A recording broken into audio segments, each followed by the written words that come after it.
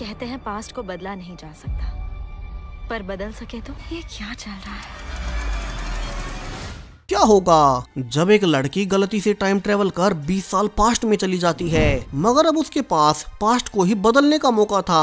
वो भविष्य को अपने मन मुताबिक बदल सकती थी। अब क्या वो इसमें कामयाब भी हो पाएगी? चलिए शुरू से जानते हैं हमारी नई कहानी टाइम कट में। कहानी की शुरुआत स्वीटली नामक एक छोटे से टाउन से होती है, जहाँ की आज 18 अप्रैल 2003 की रात कुछ टीनेजर्स पार्टी कर रहे थे। यहाँ एक लड़की समर भी आती है, जो कि परेशान थी क्योंकि पिछले 2 दिनों में उसके 3 दोस्त मारे गए। यहाँ पार्टी में समर का बचपन का दोस्त क्विन उसे एक लेटर देने लगता है, मगर उसके पहले ही समर का एक्स बॉयफ्रेंड ईथन आकर उसे अपने साथ ले गया था। अब ईथन पार्टी में सबको अनाउंस करता है कि कैसे पिछले 2 दिनों में उनके स्कूल के 3 मेंबर्स एमी, ब्रायन और वेल वे मारे गए और उन्हें मारने वाले किलर को पुलिस अभी तक पकड़ नहीं पाई है। जबकि समर तो और ज्यादा परेशान थी क्योंकि वे तीनों उसके बहुत करीबी थे और उनके मरने के बावजूद यहाँ ये सभी पार्टी कर रहे हैं। लेकिन अब उसके जाने से पहले ही ईथन से गलती से समर के कपड़ों पर ड्रिंक गिर जाती है, इसलिए ही उसे पीछे वाले वॉशरूम में आकर साफ करना पड़ता है। जबकि बाहर अब तक पुलिस ने आकर पूरी पार्टी रोक दी थी क्योंकि पिछले दिनों में 3 स्टूडेंट्स मारे गए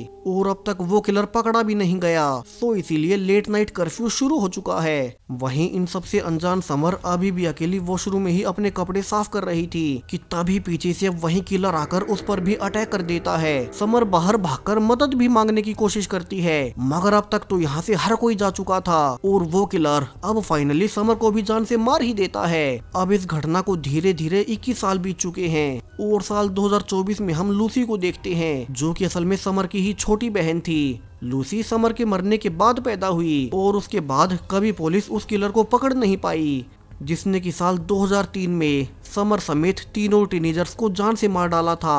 और वो किलर कौन था, इस मिस्ट्री को कभी कोई सुलझा नहीं पाया। समर के मरने के बाद उसके पेरेंट्स बहुत दुखी थे और इसीलिए लूसी के पैदा होने के बावजूद वे उसके लिए कुछ ज्यादा ही प्रोटेक्टिव रहते हैं। अब आज 18 अप्रैल के दिन समर और उसके साथियों के मरने की 21वीं बरसी थी, सो उसके मेमोरियल पर जाने से पहले लूसी फिर से उसके कमरे में जाती है, जिसे कि उनके पेरेंट्स ने अभी तक पहले जैसे रखा था। और आज सरप्राइजिंगली लूसी को फर्श के नीचे अपनी बहन समर के कुछ पुराने लेटर्स रखे हुए मिलते हैं। लूसी उन्हें खोलकर देखती है कि इसमें उसकी बहन को धमकाया जा रहा था और नीचे एक ई लेटर लिखा हुआ था।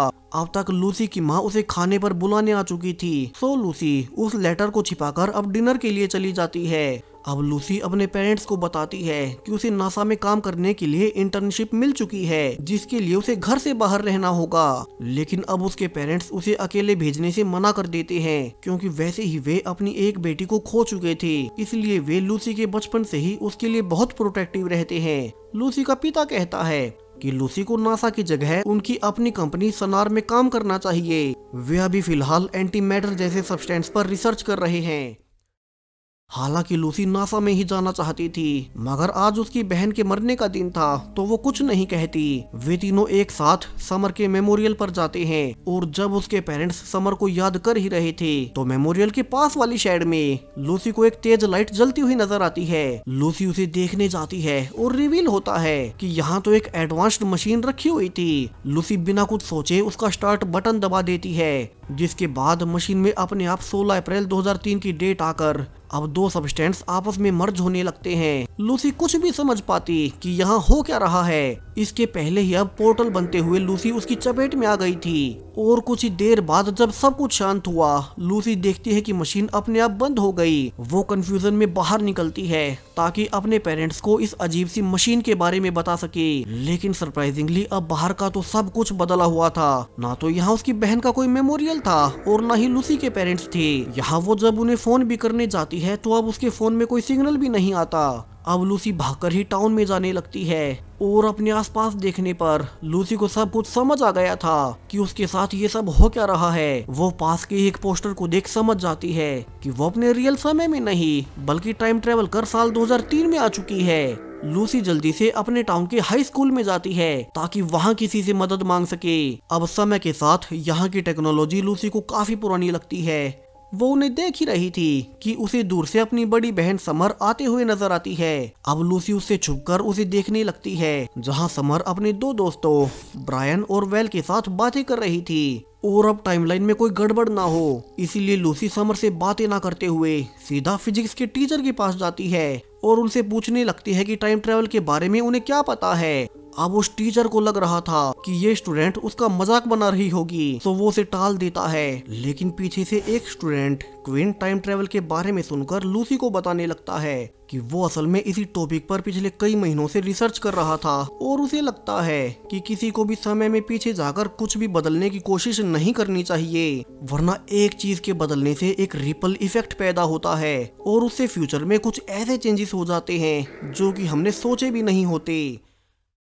लूसी इन्हीं सब को सोचते हुए बाहर आने लगती है कि तभी उसके सामने स्कूल के कुछ बच्चे क्वीन को उठाकर बाहर ले जाने लगते हैं। एक स्टूडेंट लूसी को बताती है कि हर साल स्कूल के सीनियर्स किसी बच्चे को लेक में फेंकते हैं और इसी ट्रेडिशन को जारी रखने के लिए समर और उसके दोस्त अब क्वीन को ही उठाकर लेक में फेंकने जाने लगते हैं। लूसी ये देखकर हैरान थी कि उसकी बहन समर और उसके दोस्त हर कोई ऐसे क्वीन को फेंकते हुए देख एंजॉय कर रहा था। सो लूसी अब जल्दी से भागकर उन बच्चों को क्वीन को लेक में फेंकने से रोकती है। उसकी आवाजों से अब तक टीचर्स भी आ गए थे।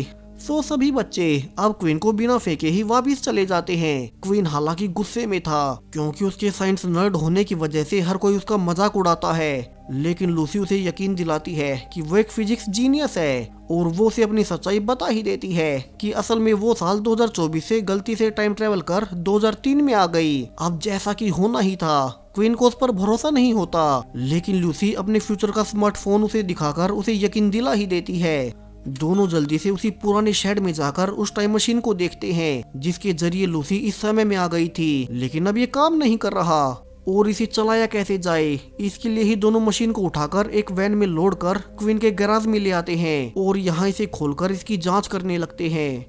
लूसी जान पाती है कि इस मशीन को तो उसके पिता की कंपनी सनार के पार्ट्स द्वारा ही बनाया गया है। इसके अलावा इसके अंदर की कुछ कैन्स खाली हो चुकी थी और दोनों समझ जाते हैं कि अगर उन्हें फिर से इस मशीन को शुरू करना है तो उन्हें इन जैसी ही और कैन्स की जरूरत पड़ेगी और इसके लिए किसी को अपने पिता की लैब में जाना होगा। वहीं दूसरी ओर समर और उसकी एक दोस्त एमी एक दूसरे से किसी बात पर लड़ रही थी और एमी तो अब समर से बात भी नहीं करती। वहीं लूसी परेशान थी कि वो क्या करे। वो अभी 16 अप्रैल 2003 में है और आने वाले 2 दिनों में उसकी बहन समर समेत उसके 3 और दोस्तों का खून होने वाला है। सो उसे समझ नहीं आता कि वो अपनी बहन को बचाने की कोशिश करे भी या नहीं।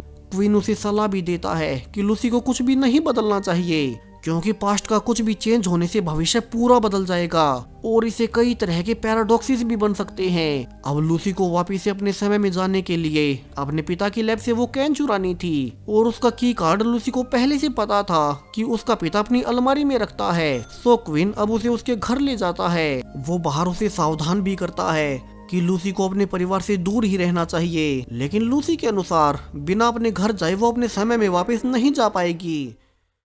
अब क्वीन चूंकि अक्सर समर का होमवर्क कर दिया करता था क्योंकि वो अंदर ही अंदर उसे प्यार करता था, तो वो बहाना बनाता है कि समर कुछ दिन लूसी को अपने घर पर रखे और उसके बदले में उसका होमवर्क लूसी कर दिया करेगी। लूसी अब कुछ दिन अपने ही घर पर रह सकेगी और वो अपने पेरेंट्स को फिर से देख काफी खुश होती है। उसे रियलाइज भी होता है कि उसके पेरेंट्स कितने खुश रहा करते थे, मगर समर की मौत के बाद वे उस पर कुछ ज्यादा ही कंट्रोल रखने लगे। अब लूसी समर के साथ जाकर इसी समय के कपड़े पहन लेती है ताकि वो अजीब ना लगे और इसी दौरान जब उसे समर के 2 दोस्तों वेल और ब्रायन की फोटोज दिखाई देते हैं तो समर बताती है कि वे तो अभी मॉल में शॉपिंग करने गए हैं और वहाँ वे दोनों भी जा सकती हैं। अब ये सुनते ही लूसी को याद आता है कि आज 16 अप्रैल की रात उन दोनों को वो किलर पहली बार उसी मॉल में मारेगा और उसे आइडिया आता है कि क्यों ना वो उन दोनों को ही बचाकर पहले उसे उस किलर को पकड़वा दे और फिर बाकी सब बच जाएंगे। अब लूसी समर को बिना कुछ बताए अकेले ही दोनों को बचाने मॉल में निकल जाती है, जहाँ की मॉल अब बंद होने वाला था, लेकिन फिर भी वेल और शॉपिंग करना चाहती थी। सो ब्रायन भी आसपास टाइम पास करने लगता है। लूसी को यहाँ पहले ईथन और फिर क्वीन मिलता है जो कि नीचे ही काम किया करता था और लूसी उसे रिवील करती है कि आज वो किलर पहले वेल और ब्रायन को तीसरे फ्लोर पर मारेगा। सो उन्हें जल्दी से जाकर उन्हें बचाना ही होगा अब दोनों भागकर वहीं जाने लगते हैं। जबकि ऊपर तो ब्रायन जब वेल के आने का इंतजार कर ही रहा था कि अब अचानक से लाइट्स बंद हो जाती है और सामने से वहीं किलर आकर ब्रायन को मार देता है। कुछ देर बाद जब वेल चेंजिंग रूम से बाहर आई ही थी तो ब्रायन को ऐसे मरा हुआ देख वो जोर जोर से चिल्लाने लगती है। वो किलर अब वेल को मारने उसके भी पीछे जाता है, लेकिन अब तक लूसी आ चुकी थी और वो किलर को धक्का देकर वेल को लेकर बाहर भागने लगती है। हालांकि वेल की बुरी किस्मत कि एक्सेलरेटर पर भागते हुए वो गिर ही जाती है और वो किलर उसे वहीं मार देता है। जबकि लूसी ऊपर से चिल्लाकर एक गार्ड से मदद मांगती है, लेकिन अब वो किलर बड़ी आसानी से उस गार्ड को मार वहां से निकल ही जाता है। अब ये सब देखकर लूसी और क्विन बहुत डर जाते हैं। लूसी को खुद पर गुस्सा भी आ रहा था क्योंकि पहले वाले इवेंट्स में सिर्फ वेल और ब्रायन ही मरे थे, लेकिन इस बार जब उसने उन्हें बचाने की कोशिश की तो भी वे दोनों तो मरे ही, मगर उनके साथ वो सिक्योरिटी गार्ड भी मारा गया जो कि ओरिजिनल टाइमलाइन में नहीं मरा था। लूसी के पास्ट की घटनाओं में गड़बड़ करने से सिचुएशन और ज्यादा वर्स हो गई और वो फैसला करती है कि वो अब बस मशीन को शुरू कर अपने समय में वापस चली जाएगी। उसे अब कुछ नहीं बदलना। लूसी अब अगले ही दिन जल्दी से अपने घर जाकर अपने पिता की कीगार्ड को ढूंढने लगती है ताकि उनकी लैब में जाकर वो सब्सटेंस चुरा सके।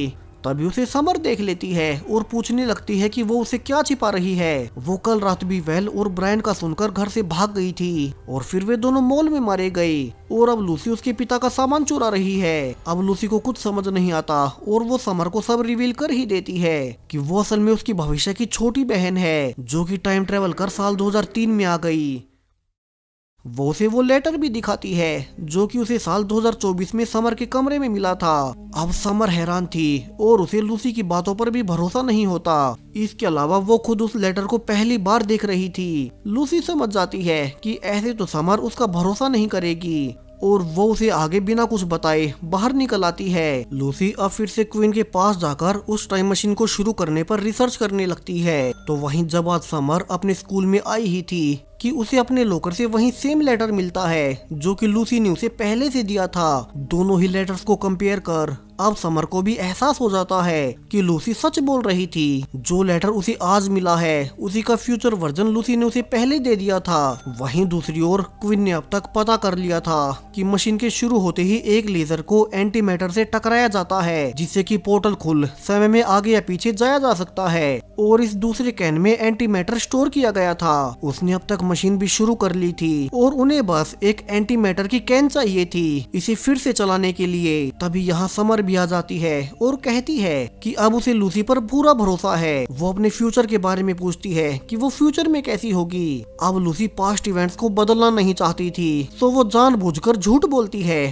कि समर फ्यूचर में एक अच्छी जॉब पर होगी और उसके 2 बच्चे भी होंगे। अब समर पूछती है कि कल रात जिस किलर ने उसके 2 दोस्तों को मारा उसे पुलिस ने कब पकड़ा और वो था कौन। लेकिन लूसी के अनुसार वो किलर कभी पकड़ा नहीं गया और न ही उसकी आइडेंटिटी कभी किसी को पता ही चली कि वो था कौन। अब लूसी बता देती है कि उस किलर का अगला टारगेट एमी होने वाली है जिसे कि वो किलर आज की रात मारेगा। लेकिन लूसी ये भी कहती है कि उन्हें किसी भी इवेंट से छेड़छाड़ नहीं करनी चाहिए वरना सिचुएशन और खराब हो जाएगी। लेकिन समर इसके लिए तैयार नहीं होती और क्वीन भी कहता है कि वे कम से कम एक और ट्राई कर सकते हैं। तीनों कुछ वेपन्स के साथ एमी के बोट म्यूजियम में उसे लेने जाने लगते हैं। वे उसे लगातार फोन भी कर रहे थे ताकि उसे आने वाले खतरे से सावधान कर सके, लेकिन एमी तो हेडफोन्स के कारण फोन की रिंग नहीं सुन पाती। अब वे जल्दी से लोकेशन पर पहुंच एमी को ढूंढने लगते हैं, जबकि अब तक वो किलर भी उसे मारने आ चुका था। और जब वो एमी के पीछे ही था कि बाहर खिड़की से समर जल्दी से एमी को भागने को कहती है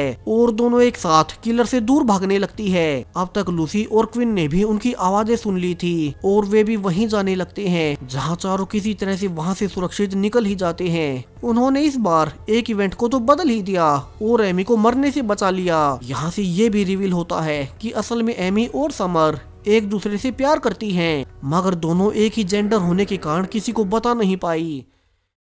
इसलिए ही शुरू में भी दोनों लड़ रही थी ताकि उन्हें अपनी सच्चाई किसी को बतानी चाहिए भी या नहीं। यहाँ लूसी भी समझ जाती है कि वो अपनी बहन समर को भी बचा पाएगी जैसे उन्होंने एमी को बचा लिया। और लूसी अपने पेरेंट्स के पास जाकर उनसे पूछने लगती है क्या वे और बच्चे पैदा करेंगे, लेकिन वे तो हंसकर बात टाल देते हैं कि समर जैसी बेटी होने के बाद उन्हें और बच्चों की कोई जरूरत ही नहीं है। और लूसी को रियलाइज होता है कि वो सिर्फ इसीलिए पैदा हुई क्योंकि समर मारी गई थी, और अगर इस टाइमलाइन में समर कभी मरेगी ही नहीं तो वो भी पैदा नहीं होगी। तो वो अब अपने पिता की लैब का आई कार्ड उठाकर निकल ही जाती है। वहीं वो जाने से पहले समर को भी सारी सच्चाई बता देती है कि असल में वो आज की रात मरने वाली है, और उसने पहले उसे पूरी सच्चाई नहीं बताई थी क्योंकि वो रियलिटी चेंज नहीं करना चाहती थी। लेकिन अब अगर समर बच गई तो लूसी भी कभी पैदा होगी ही नहीं, और बावजूद जिसके वो ये रिस्क लेने को तैयार है। दोनों बहनें अब आज की रात समर को मारने के लिए किलर के आने के लिए प्लान बनाने लगती है। अब शाम होते ही लूसी और क्विन दोनों एक साथ मिलकर लूसी के पिता की लैब में घुसते हैं। उनके पास की कार्ड भी था, लेकिन अब अंदर जाकर उन्हें सिक्योरिटी गार्ड ही मरा हुआ मिलता है। इसके अलावा एक एंटी मैटर वाली कैन भी गायब थी, यानी कि वो किलर पहले से यहाँ से उसे चुरा ले गया। दोनों समझ जाते हैं कि वो किलर इस समय से नहीं बल्कि भविष्य से आया होगा, और फिर उसने उन लोगों को मारा और फिर वापिस से भविष्य में चला गया, इसलिए ही वो किलर कभी पकड़ा नहीं गया। यहाँ लूसी को भी स्ट्राइक होता है कि उस दिन जब वो अपनी बहन के मेमोरियल पर गई थी, उसी दिन वो किलर उससे पहले उस टाइम मशीन से साल 2003 में आया था, इसीलिए ही उसमें पहले से 16 अप्रैल की डेट डली हुई थी। और उसके आने के बाद लूसी को वो मशीन मिली और वो भी उसके पीछे पीछे इसी समय में आ गई। तो वहीं दूसरी ओर समर अकेले ही उसी रात वाली पार्टी में आ जाती है, जहाँ की कुछ देर बाद वो किलर उसे मारने आएगा। लेकिन इस बार लूसी ने पहले से समर को सब बता दिया था, तो वो जानबूझकर वहीं पीछे वाले वॉशरूम की ओर आती है, और पिछली बार की तरह इस बार भी वो किलर उसे मारने उसके पीछे आने लगता है। लेकिन इस बार समर पूरी तरह से तैयार थी, और जब वो किलर उसका पीछा कर रहा था तो पीछे से एक गाड़ी आकर उसे टक्कर मार देती है। ये लूसी और क्विन थे जो कि समर को बचाने आ गए। वे जल्दी से समर को अंदर आने का कहकर वहां से निकलने लगते हैं, जबकि अब तक वो किलर भी खड़ा हो चुका था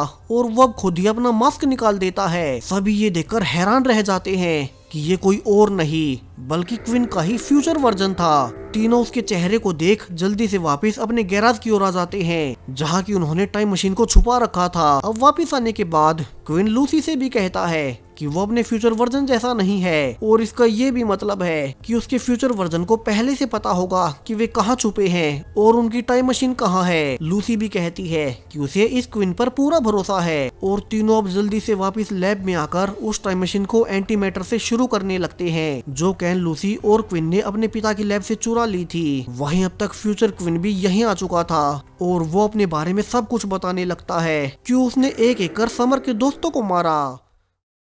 दरअसल ओरिजिनल टाइमलाइन में समर और उसके दोस्तों ने क्विन को उठाकर लेक में फेंक दिया था, जिसके बाद उसकी बहुत बेइज्जती हुई, जबकि बाहर समर और उसके बाकी दोस्त उस पर हंसते रहे। और उसके बाद तो स्कूल के और भी बच्चे उसे हर रोज चिढ़ाते। वो अंदर ही अंदर समर से प्यार भी करता था, और उसने एक लेटर लिखकर समर को देना भी चाहा, मगर समर ने उस पर ध्यान नहीं दिया। मगर अब प्रेजेंट क्वीन कहता है कि मगर इस बार ऐसा कुछ नहीं हुआ, लूसी ने ऐसा होने से पहले ही रोक दिया था। लेकिन फ्यूचर क्वीन के अनुसार ओरिजिनल टाइमलाइन में ऐसा हुआ था, और इसी कारण जब वो बड़ा हुआ तो उसने एक टाइम मशीन बनाई और उसी से पास्ट में जाकर वो उन सभी को मारने लगा जिन्होंने कि कभी उसे बुली किया था। वहीं अब तक टाइम मशीन भी पूरी तरह से स्टार्ट हो चुकी थी। तो प्रेजेंट क्वीन जल्दी से समर को बाहर निकाल लेता है, और उस टाइम मशीन के पोर्टल से लूसी और किलर क्वीन वापिस से फ्यूचर में चले जाते हैं। अब यहाँ भी क्वीन लूसी को जान से मारने की कोशिश करता है, लेकिन लूसी उसे ही करंट लगाकर उसे बेहोश कर देती है। उसे उसकी जेब में वही एंटी मैटर की एक और कैन नजर आती है, यानी कि वो इसकी मदद से एक और बार टाइम ट्रेवल कर पाएगी। लेकिन जैसे ही लूसी उसे लेने आगे बढ़ी ही थी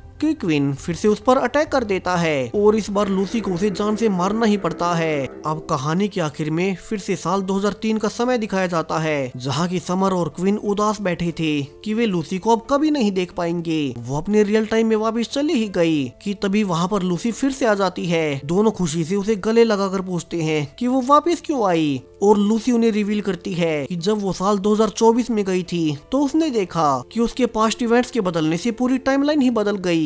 इस नई टाइमलाइन में समर के ना मरने से वो पैदा ही नहीं हुई, और उसके पेरेंट्स ने लूसी को पहचाना तक नहीं, इसलिए ही वो इस टाइमलाइन में वापस आ गई। और अब वो साल 2003 में ही अपनी बहन समर के पास रुक जाएगी। अब ये साल 2003 वाली टाइमलाइन बिल्कुल बदल चुकी है। केसी समर के साथ रुक गई, वहीं क्वीन उन दोनों का बेस्ट फ्रेंड है। वो अपने फ्यूचर वर्जन जैसा नहीं था, जहाँ शुरू में ही कैसी ने उसे बुली होने से बचा लिया। और सिर्फ एक घटना के बदलने से क्विन बिल्कुल बदल गया और वो अपने किलर वर्जन से बहुत अलग है। सभी अब एक साथ बहुत खुश हैं और इसी हैप्पी एंडिंग के साथ ये कहानी यहीं पर खत्म हो जाती है। वीडियो पसंद आया हो तो इसे लाइक करते जाएं। Thank you.